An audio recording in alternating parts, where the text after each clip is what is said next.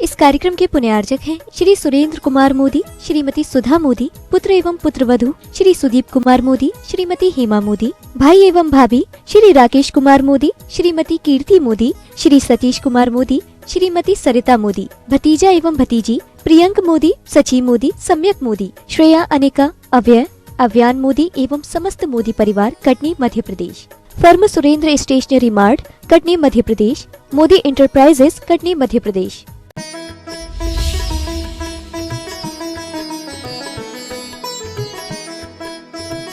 कहा जाता है कि सम्राट सैनिक ने वर्धमान महावीर स्वामी से जिज्ञासाएं समाधान करते हुए 60,000 प्रश्न पूछे। 60,000 प्रश्न पूछे, 2, 4, 10, 100, 500, 1000 नहीं, 60,000 प्रश्न बहुत बड़ी बात है। इतना बड़ा क्षमतावान वो श्रोता था। तीर्थंकर प्रकृति का बंद किया। उसके समय का एक संदर्भ है। किसी एक समय सम्राट सैनिक हाथी पर सवार होकर के भगवान महावीर स्वामी के समोसरण को जा रहे थे। रास्ते में एक मेंढक भी जा रहा था। मेंढक ये भावना लेकर के जा रहा था कि भगवान महावीर स्वामी का समोसरण लगा है, सभी लोग भक्ति भाव से पूजन करने को जा रहे हैं, मैं भी पूजन करने को जाऊंगा। साधन तो उसके पास कुछ थे नहीं, सामग्रियां थी नहीं, भावनाएं थी। और जिस तालाब में वो रहता था, तालाब में से कमल की पंखुरियां, पूरा का पूरा फूल नहीं, कमल पुष्प की पंखुरियां लेकर के भगवान की पूजा करने को जा रहा। भाव अत्यंत विशुद्ध थे। त्रेंच है तो क्या हुआ, संगी पंचेंद्री तो है, मन है, विचार करने की क्षमता है। और वह मेंढक अपने भाव लेकर के भगवान की पूजा करने के लिए समोसरण में जा रहा। मेंढक था साधन विहीन, लेकिन भक्ति तो उसके अंदर भी आती है। उसी भक्ति से प्रेरित होकर के क्या लिखा देखो, यदर्चा भावे ने प्रमुदित मना दर्दुरियह। कितनी अच्छी पंक्ति लिखी। मेंढक का उदाहरण दिया है। प्रमुदित मना, प्रसन्न मना, वह मेंढक फुदक फुदक करके जा रहा है। ऐसा मेंढक उतनी भीड़ भाड़ में, इतने विशाल जन समुदाय में किसे दिखता। छोटी सी काया लेके जा रहा। और हुआ ऐसा कि सम्राट सैनिक के हाथी का पैर उस मेंढक पर पड़ गया। हाथी का पैर किस पर पड़ गया? मेंढक पर। और मेंढक वहीं पर ऑन स्पॉट समाप्त हो गया। परिणाम क्या निकला? पूजा करने के विशुद्ध भावों से जा रहा था, उन परिणामों के साथ उसे आयु कर्म का बंध हुआ और वह मेंढक स्वर्ग में देव हो गया। क्या हो गया? स्वर्ग में देव हो गया। अभी तक मेंढक था, मेंढक का शरीर वहीं पर पड़ा है, लेकिन क्षण भर में क्षणा दासीत स्वर्गी, क्षण भर में स्वर्ग में जाकर के ऐसे जैसे सो के उठ करके बैठ गया हो कोई 16 वर्ष का युवा, ऐसे स्वर्ग में देव हो गया। अवधि ज्ञान से उसने सब समझ लिया, मैं कहां से आया हूं। ओहो, मैं मेंढक की पर्याय में था, पूजा करने के लिए जा रहा था। राजगृही पर्वत पर, व्यवहार पर्वत पर, विपुलाचल पर्वत पर पूजा करने को जा रहा था। हाथी के पैर के नीचे दब करके मरा, पूजा करने के भाव से उसी समय आयु कर्म का बंध हुआ और वो मेंढक मर करके स्वर्ग में देव हो गया। अच्छा, मैं यहाँ इसलिए आया हूँ? हाँ, जब पूजा करने के भाव से यहाँ आया हूँ तो अब समूह शरण में जाकर के पूजा करूंगा ही करूंगा। और समय कितना लगता, तुरंत विक्रिया के द्वारा वह देव समूह शरण में आ गया। क्या हो गया? वह देव समूह शरण में आ गया, विक्रिया के द्वारा आ गया। समूह शरण में आने के बाद जैसे ही वर्धमान स्वामी महावीर स्वामी की वंदना की, वंदना के पश्चात अपने स्थान पर जाकर के बैठने को हुआ तो उसी समय पहले से आया हुआ बैठा हुआ एक देव देखा। बड़ी आभावान, बड़ा आभा वलय, दैदीप्यमान चमचमाते मुकुट के साथ वह वहां पर बैठा हुआ है। और विशेष बात यह है कि मुकुटबान तो था ही, मुकुट पर मेंढक का चिन्ह भी बना हुआ था। क्या? मुकुट पर मेंढक का चिन्ह भी बना हुआ था। सम्राट सैनिक ने सुंदर से आकर्षक से दैदीप्यमान उस देव को देखा तो उन्हें लगा ये कोई विशेष पुण्यात्मा भव्य जीव यहाँ आकर के बैठा हुआ है। और जैसे ही मुकुट में मेंढक का चिन्ह देखा तो मन में जिज्ञासा आ गई कि मुकुट पर मेंढक का चिन्ह कैसे बना है। जिज्ञासा का समाधान कर रहा है। भगवान बताइए, ये सामने जो बैठा हुआ देव दिख रहा है कितना विनय प्रकट कर रहा है, कितना हर्षित हो रहा है। कौन भाग्यशाली है ये देव जो अपलक आपको निहार रहा है। भगवान की वाणी में आया कि ये देव विशेष देव है। क्यों? कैसे विशेष देव है? क्योंकि यह अपने पूर्व पर्याय में, तिर्यंच पर्याय में मेंढक था। मेंढक, भेकहा, दरदुरहा, मेंढक था। मेंढक, अच्छा मेंढक था। यहां देव कैसे बन गया? सारी कहानी कह सुनाई। सुनो, गणधर ने क्या कहा? सुनो सम्राट सैनिक, सुनो, ये जो दमकता हुआ चमकता हुआ चेहरा वाला देव है,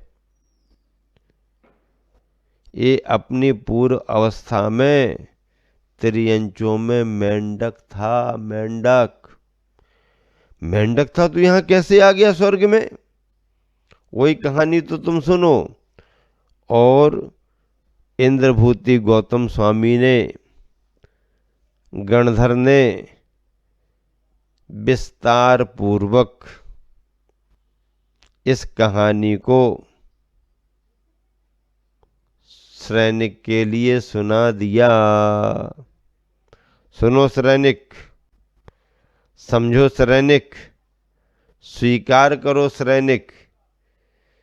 क्या ये जो सामने बैठा हुआ देव भक्ति कर रहा है, ये देव अपनी पूर्व पर्याय में मेंढक का जीव था। पूजा करने के इसके भाव बहुत हुए, लेकिन साधन संपन्नता न होने के कारण भावना इसकी इसके पास रही। फिर क्या हुआ? फिर गणधर ने सारा वृत्तांत सैनिक को कहा और सैनिक उस भाव भासना से इतने प्रभावित हुए कि अरे, पूजा करने के भाव मात्र से इतने बड़े पद को प्राप्त हो गया, फिर अगर कोई पूजा करता है, भक्ति करता है जिनेंद्र भगवान की, तो फिर उसका कहना ही क्या।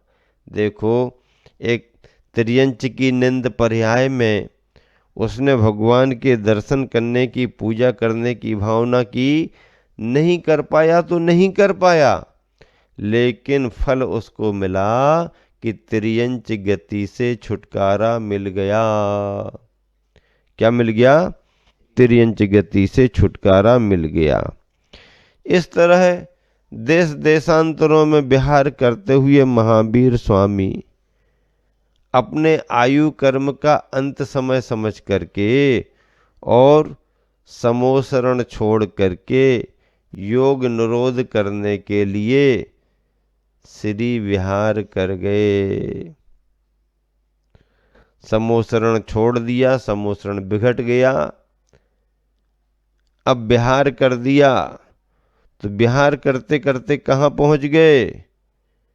विहार करते करते पावापुर के उद्यान में, बगीचे में पहुंच गए। पावापुर के उद्यान में पहुंच गए। उद्यान यानी बगीचा, पावापुरी का बगीचा। बगीचा मतलब तालाब। तालाब के मध्य कमल खिले हुए हैं, स्वच्छ शिलातल है, और अंतिम ध्यान करने लगे। तेरस को समोसरण छोड़ दिया था, तो तेरस का दिन, चतुर्दशी का दिन, तेरस चौदस 2 दिन योग निरोध के, और अमावस की सुबह सुबह प्रातःकालीन बेला में महावीर भगवान ने क्या किया? अंतिम शुक्ल ध्यान करते हुए, आखिरी के 2 शुक्ल ध्यान करते हुए अघातिया कर्मों को नष्ट करके मोक्ष पद प्राप्त कर लिया। क्या प्राप्त कर लिया? मोक्ष पद प्राप्त कर लिया। बहुत बड़ी बात है। और एक समय में सिद्धालय में जाकर के विराजमान हो गए। लोक के अग्रभाग पर लोकाग्र विराजे, क्षण में जा, क्षण भर में लोकातीत अवस्था को वो प्राप्त कर जाते हैं।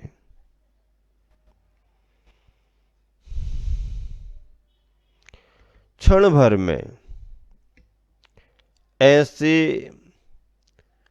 लोक के अंदर मोक्ष पाने के सिद्धांतों को आप सभी को समझाया जा रहा है। भगवान महावीर स्वामी ने त्रयोदशी को समोसरण छोड़ दिया। 13 का दिन पूरा का पूरा रात, 14 का दिन पूरा का पूरा और रात, 2 दिन 2 रात पूरे पूरे मिले। अमावस के सुबह सुबह प्रत्यूष बेला में, प्रत्यूष बेला का मतलब सुबह सुबह पौ फटते समय, अभी उजाला हुआ नहीं है, अंधेरा छटा नहीं है, दोनों के मध्य की स्थिति को प्रत्यूष बेला कहते हैं।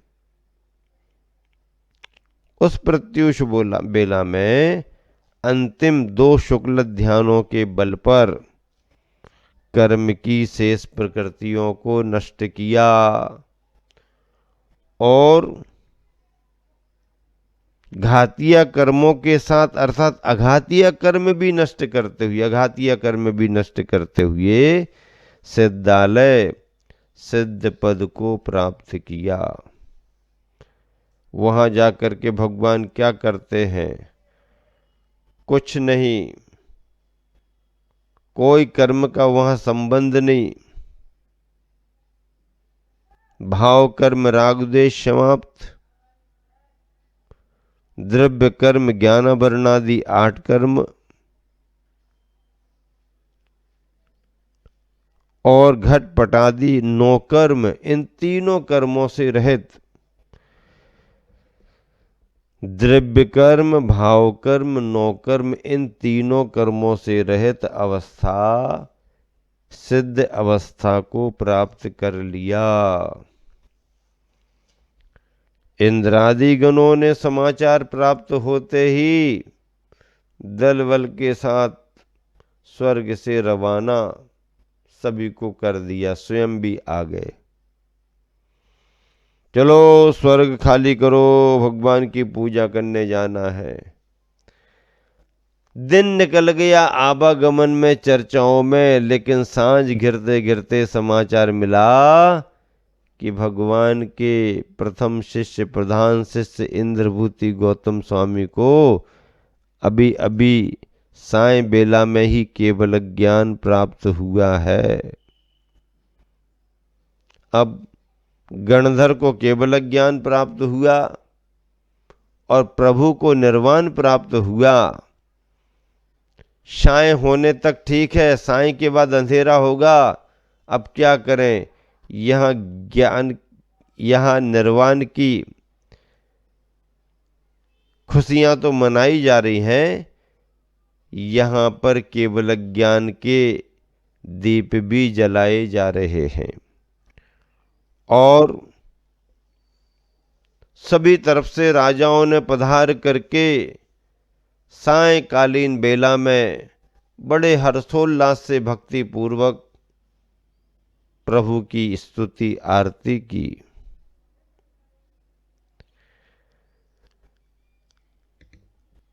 सभी राजाओं ने पावापुरी में अंधेरा घिरने वाला है तो खुशियों में दीप मालाएं जलाईं और वो जली हुई दीप मालाएं कार्तिक बदी अमावस की तिथि की आज भी दीप माला के रूप में दीपावली को याद करते आ रहे हैं।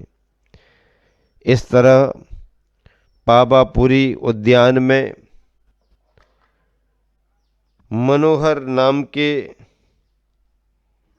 देखो वन का नाम भी देख लो क्या लिखा हुआ है। हाँ, जब चतुर्थ काल में 3 वर्ष 8.5 माह शेष है, तब स्वाति नक्षत्र में कार्तिक कृष्ण अमावस्या के दिन ईसा पूर्व 527 प्रत्युष बेला में अंतिम 2 शुक्ल ध्यान के द्वारा घातीय कर्मों का नाश कर महावीर प्रभु ने मोक्ष पद प्राप्त किया। और यही तथ्य दीपावली पर्व से जुड़े हुए हैं। महावीर स्वामी का निर्वाण, गौतम गणधर के लिए शाम को केवल ज्ञान, सुबह मोक्ष, शाम को केवल ज्ञान और रात्रि में उजाला उजाला करके जो भगवान की स्तुति भक्ति की गई वो दीपावली के नाम से, दीपावली पर्व के नाम से दुनिया में सर्वत्र जानी जाती है। सुर असुरों ने भगवान का निर्वाण कल्याणक मनाया। इस तरह वर्धमान महावीर स्वामी से संबंधित वीरायन प्रवचन माला के विशेष सारे संदर्भ आप सबके समक्ष रखे गए। इन संदर्भों से आप महावीर भगवान के व्यक्तित्व कृतित्व को पहचाने, यही हमारी अपेक्षा है।